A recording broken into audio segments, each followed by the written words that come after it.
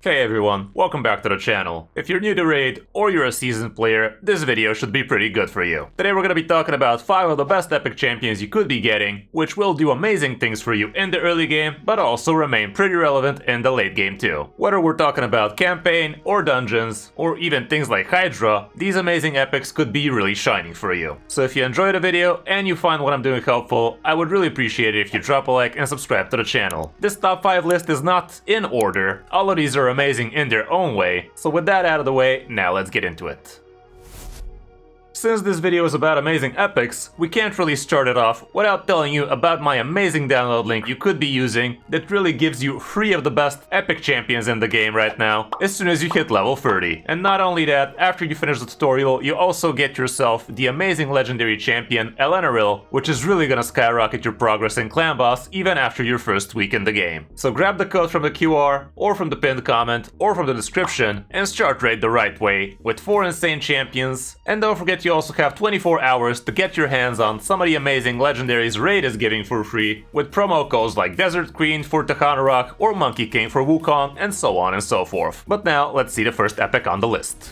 The first epic on the list is gonna be none other than Uugo. I can safely say Uugo is one of the best epic champions on my own account, because I do indeed really use her even after almost 2 years in this game, and she is a part of some of my Hydra teams with great success. Uugo really is insane in basically any piece of content you throw at her, because she's just so versatile and she gives so much for so little. Starting off with her A1, she has a chance to even give you Leech, which would be obscenely broken in things like Clan Boss for your early game teams, because sustaining your early teams is really no joke. It does book out the 55% chance, so it's pretty reliable for an A1, and your team is definitely gonna be very thankful for that. On her A2 she brings even more, because she does book out the 100% chance of placing the big decreased defense 60% for 2 turns, and she also has booked out 75% chance to place block buffs for 2 turns on the enemy, which is absolutely essential for things like Hydra. And also in Hydra, the block buffs chance is actually 95%, because she does indeed place it on 4 active heads. And on her A3, she also brings a decent amount of healing based on her max HP, and she also does have a chance to be even a reviver for you on some niche situations, but yeah, if you actually build her in super high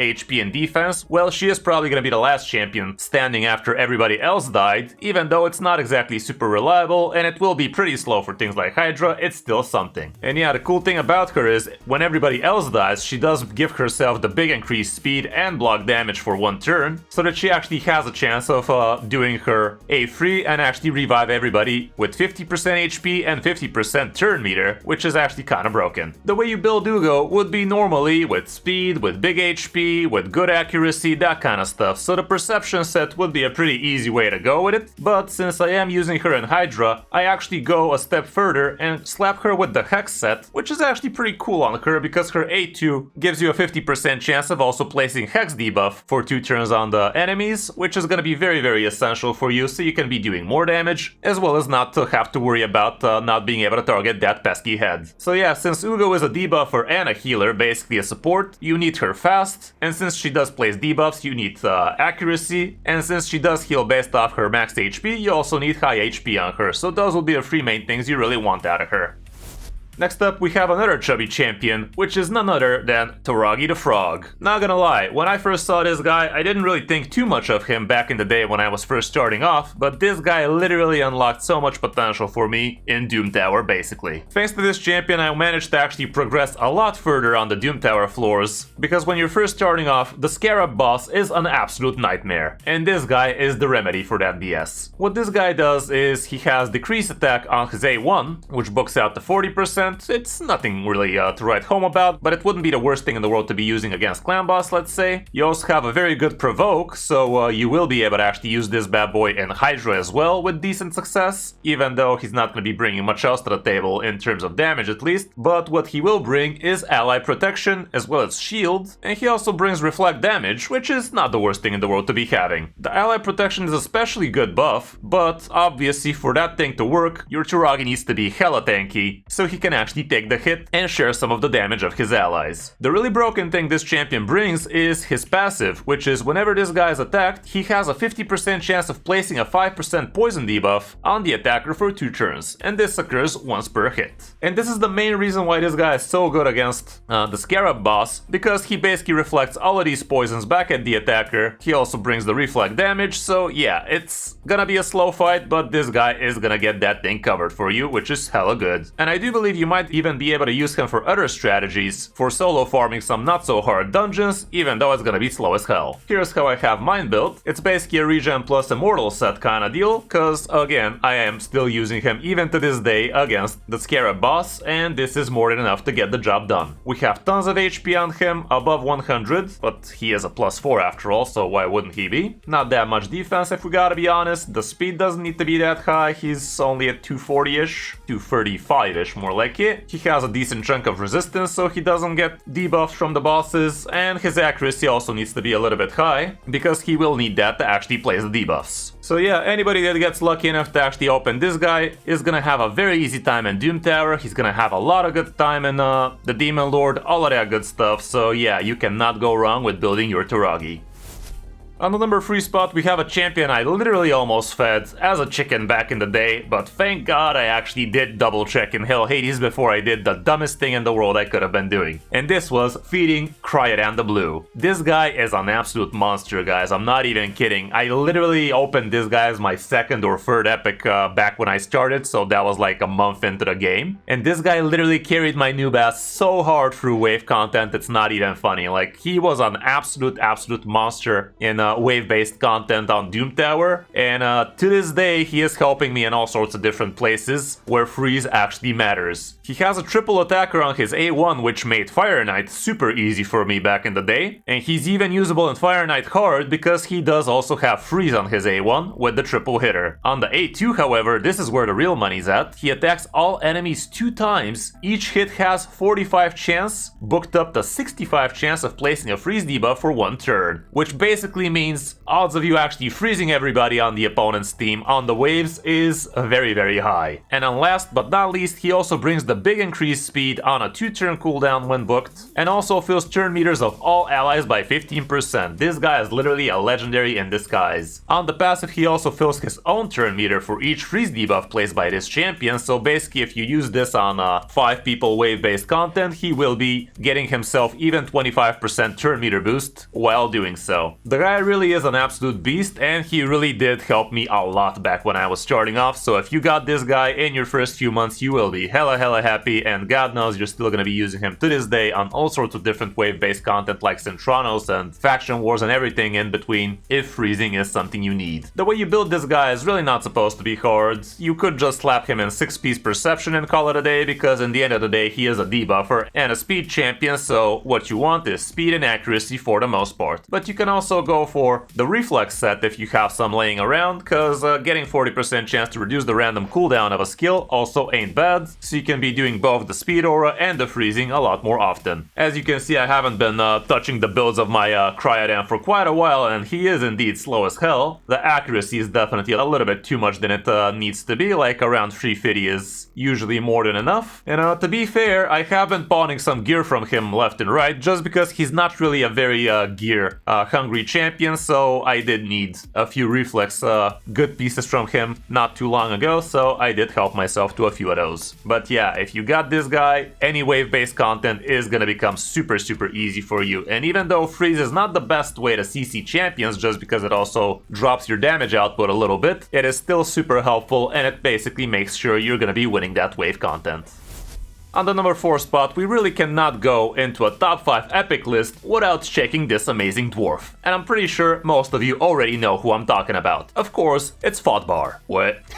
Of course, it's Geomancer, guys, what do you mean? You really cannot go a top 5 without calling out Geomancer and how broken this guy is, cause he's literally a legendary, dare I say mythical on some areas, cause, like, yeah, the guy is an absolute monster. On the A1, he actually does AoE damage, and he has a chance of placing decreased accuracy on everybody with a 60% success rate, which is actually kind of insane for an AoE A1. With the A2, he removes all buffs from a target enemy, then attacks them, steals all buffs buffs instead if the target is under an HP burn debuff placed by this champion, and reduces the cooldown of his A3 by 2 turns if the target is killed by this skill while under HP burn debuff placed by this champion. Let's face it, he's not really gonna be killing much of anybody with this thing, but it's also not a bad bonus to have it. And on the A3, this is really where the money's at, and that says a lot because the first 2 skills were also kinda insane. Fully depletes the target's turn meter, fill this champion's turn meter by the amount the target loses, and has a 75% books out to 100 chance of placing HP burn and a 25% weaken debuff on the target for 3 turns. Now, when you're first starting off the game, both HP burn and weaken are not something you're gonna be getting left and right, so, and not to mention the turn meter reduction is absolutely insane against so many bosses like the Spider, like Fayne, like Fire Knight, and I'm probably missing out some important pieces too, but yeah, all around this freaking skill here really is up to par with so many legendaries out there right now, and I'm talking about good legendaries. But wait, there's more. The real moneymaker on this guy is the passive. The passive is basically gonna be kicking so much teeth in, it's not even funny, guys. His passive decreases the damage all allies receive by 15% and deflects that damage onto each enemy under an HP burn debuff placed by this champion. If there are multiple champions on the team with this skill, only one will activate. Whenever this champion is attacked, deflect 30% of the damage instead. When deflecting damage on each enemy hit, has a 30% chance of dealing additional damage equal to 3% of the target's max HP, guys. This is absolutely broken. But for all of this thing to work, you gotta make sure that Geomancer is the one that's actually placing the HP burn, so be careful bringing other HP burners on your team when you want Geomancer to really shine. And one of the main reasons Geomancer is so near and dear to my heart is this guy actually allowed me to start one keying Ultra Nightmare full auto about a year ago, which was an absolute quality of life game changer, not gonna lie. Like, he brought the weaken, he brought the good HP burn, and he brought that insane passive that really makes your team survive so much longer while also dealing so much extra damage. So this guy is an absolute unit of a champion, especially when it comes down to clan boss. Where can you use Geo? Where can you not use Geo? Look at this, 5-star Demon Lord, 5-star Hydra, 5-star on Spider, 4.5 on Fire Knight, 5-star Iron Twins, 4.5 on Sand Devil, 4.5 Horde, Ice Golem, like absolute unit. And even on Doom Tower, he's no joke on most of the bosses with Scarab, with Frost Spider, Eternal Dragon, Dark Fade, Dreadhorn, Nether Spider, basically absolute a unit of a champion, guys, not even kidding. As for the way you can build him, again, he is a debuffer, so he wants a lot of accuracy, and you wouldn't mind putting some HP on him so he doesn't die too much, but yeah, accuracy, speed, HP, that kind of stuff. We're not gonna bother with things like attack, even though he is an attack-based champion. You don't care about crit rate, crit damage all that much, so it's really not gonna be that hard for you to build him. Just slap him in a 6-piece perception, or if you have a reflex laying around, that's also gonna be nice, so you can make sure that that fire and that turn meter drop always keep on coming. Anybody who got Geomancer in their first few months of the game knows how important this guy is, so I really hope you're one of them. And on the last spot, we have another legendary disguised as an epic, which is none other than Tagoar. Tagoar is obviously super good for anybody at any point in the game, because this guy brings so much to the table. On his A1, he's not doing anything too much to write home about, but he's still gonna be bringing increased defense, the big kind, for 2 turns on the enemy with the lowest current HP. So basically, he's gonna help out the one really struggling at staying alive, which is not that bad, but it's really not that important. On the A2, however, this guy brings 30% increased speed, the big kind, on all allies for 2 turns, and also heals everybody by 15% of this champion's max HP. So all around, this is a very nice support skill to have on your team. Very important to get this guy nice and quick so he can be pulling this thing off as often as possible and really keep your team alive while keeping him nice and quick too. And on the A3, again, we have an amazing skill, which is revive all dead allies with 30% HP and also places a shield buff on all allies for 2 turns equal to 20% of this champion's max HP. Sadly, you cannot be using this without allies already being dead, which is not ideal, but it's still a very nice thing to have on an epic nonetheless, because I gotta tell you, some legendaries even have worse revives than this guy, and that really says a lot. And that's not all. He also has a very nice passive which decreases received damage by all allies with 50% HP or less by 10%. So very nice damage mitigation animation for a passive. He's also bringing a nice little HP aura by 25% for everybody, so why wouldn't we? Nothing too special about how you build Tagoar. All he needs is, again, a lot of speed, a lot of HP, and literally that's it. He really does not need much else. If you want, you could build him in a little bit of resistance so you can actually make sure he does not get stunned when he needs to be healing or reviving, and you also could slap him in something like a shield set or a bolster set if you're going to be using him on a wave-based content, because why wouldn't you after all? You have to build him in high HP anyway, so having him with the shield set is going to give all of your champions a lot of extra breathing room before they start dying, and the bolster set is obviously even better. Where can you be using Tagoar? Well, honestly, where can't you? He is just going to be amazing everywhere. You need a healer, a speed buffer, and a reviver, and the damage mitigation really is great. Obviously this is a top 5, so I really cannot include every single champion I wanted to talk about here, but definitely would like to call out Elenaril, which really was a game changer for me back in the day, because she allowed me to start farming Sand Devil 25 full auto with free food champions and ninja, which was absolutely huge for me and really unlocked so much extra potential for my account. I also really can't go without calling out Kalia as a super cool epic champion. This was literally the first epic champion I unlocked back in the day, guys, okay? I know she's not really anything to write home about, but she's just close to my heart, so I gotta call her out, because she did indeed bring a decent amount of damage for me. The heal reduction wasn't bad, the HP burn was something I didn't have access to, so there's that, but if we gotta be honest, Ferrican the Fat is the really important champion out of these. We also gotta mention Fayne here, which would be an absolute unit of a champion for you guys in Clan Boss, and she is indeed one of the champions you're gonna be getting from my download link, if you dare use it and actually start rate with a super fat lead. If we gotta be completely honest, I also literally needed to include Seer in this top 5, because she is just an absolute broken unit of a champion, literally deletes waves like no other epic out there, but she is a void epic after all, so not exactly very easy to get, and I myself literally got her like 2 or 3 months ago, and by the time I got her, well, she wasn't really that shining for me anymore, so there's that too, even though you can definitely still use her in endgame if you really built her cracked out. Allure, again, was an absolute unit of a champion for me back in the day, and I really loved getting her because she was so easy to build and she brought so much to the table for me for Fire Knight, for Faye, for all sorts of turn meter reduction stuff. She was just like no other for me back then. And while we're at it, Magnar was also one of the first HP based nukers I got my hands on, and he was helping me through a lot of content, so he also holds a very special place in my heart. Seer definitely was an absolute beast when I first got him super early in my account, but also Anax was super good for me because he brought so much for my clan boss team. He's basically like a Fayne, but as an undead, and yeah, bringing that weaken, bringing that decrease, bringing those poisons, bringing that decreased defense, he was really strong for me.